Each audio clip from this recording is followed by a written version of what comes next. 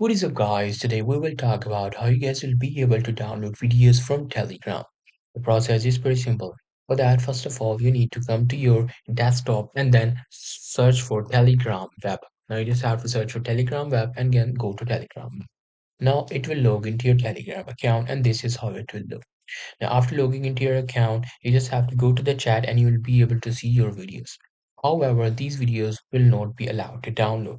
In order to download it, you need to install a Google extension. So for that, go to Google, search for Web Store.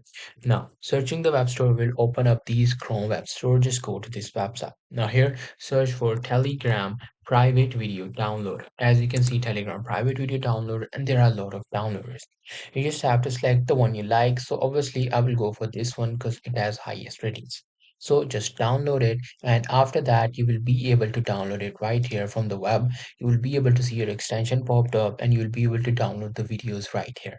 So that's pretty much it. That's how you'll be able to download the videos from Telegram. Hope you guys find this video helpful.